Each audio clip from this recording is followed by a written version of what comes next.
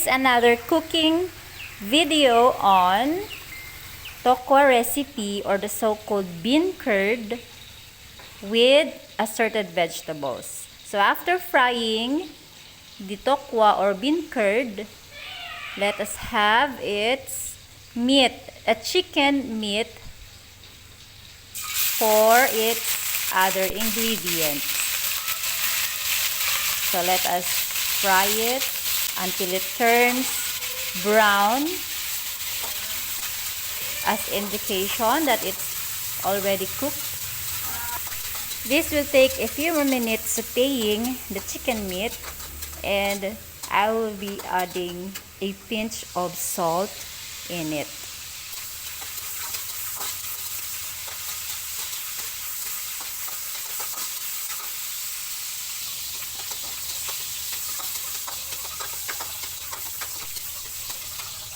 We set aside the sauteed chicken meat to get other ingredients ready. We put in the garlic, followed by the onions, chopped garlic and onions, and saute.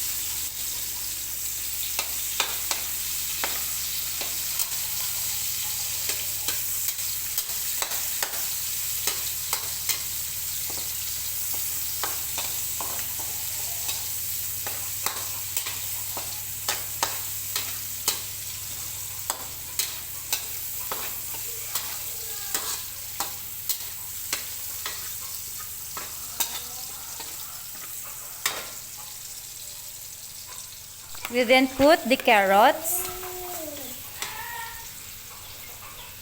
as well as the sayote or the pear squash. That's another term for sayote. And then continue sauteing.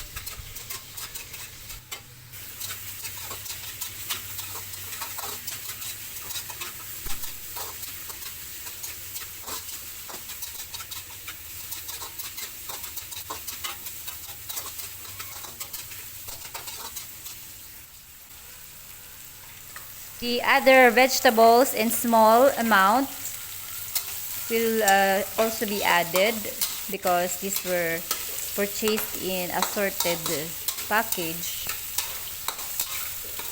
So there comes the bell pepper, red bell pepper, and the cauliflower and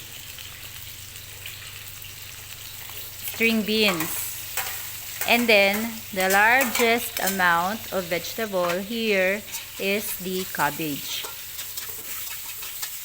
Continue sauteing until half cooked all of the vegetables. I added some sesame oil,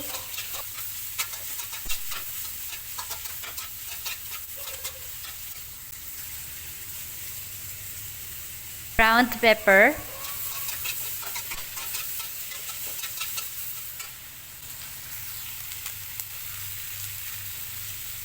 some seasoning, soy sauce,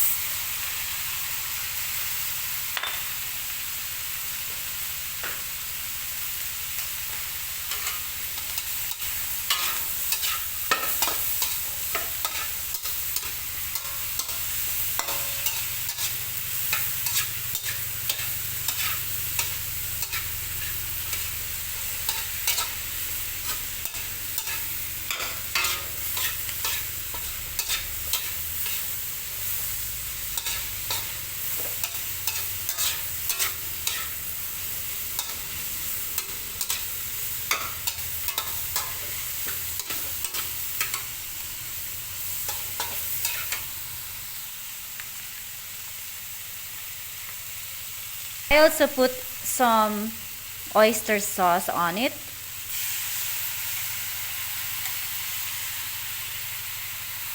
And water. Make it well cooked vegetable.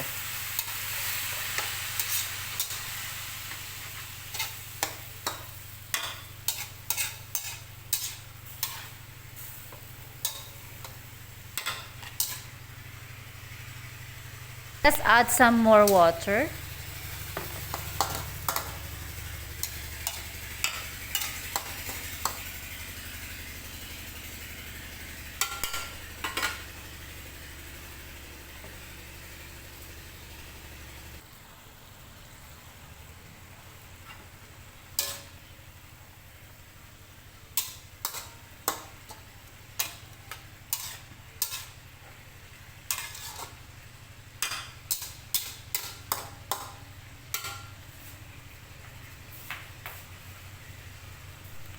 Time to put in the fried bean curd or tokwa or tofu to mix with the assorted vegetables.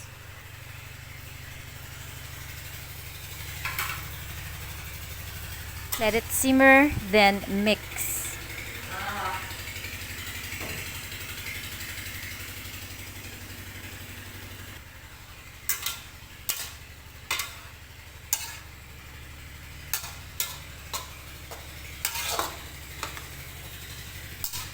All of the mixtures of the spices with these vegetables make it smell so good.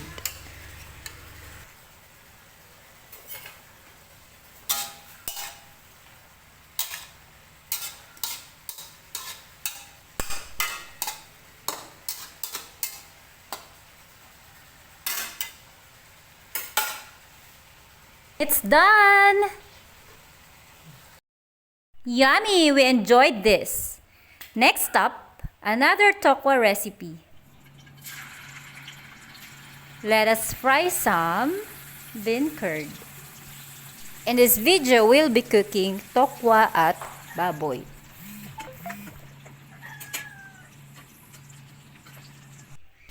First step, sauteing the spices, onions, and garlic. It smells good. By then we can add the fried bean curd or tofu. Not so long, it can be followed by the fried pork meat or the so-called baboy. Kaya nga ito tinawag na tokwa't baboy. You notice it's cut into bite-sized pieces, even the meat, as well as the tokwa. My sons are looking forward to this dish. It's my very first time cooking tokwa't baboy.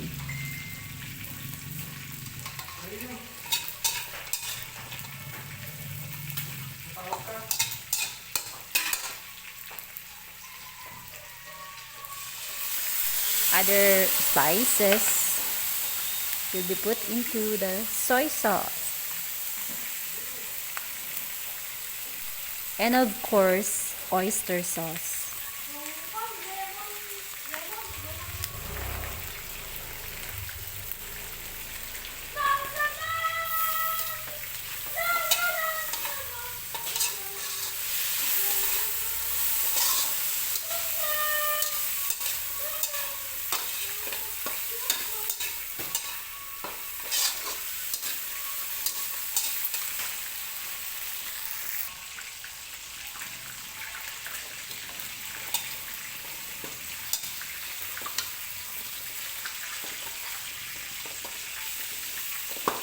It will look like this when sauteed under the fire for a few minutes.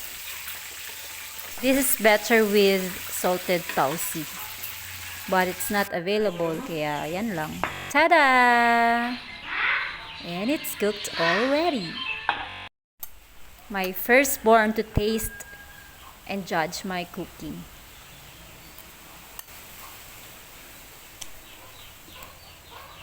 Well, he's satisfied with my cooking. Thank you for watching. Stay healthy. Stay safe. God bless. Lord Brothers channel here. Bye. Till next time. Shout out to my teacher friends.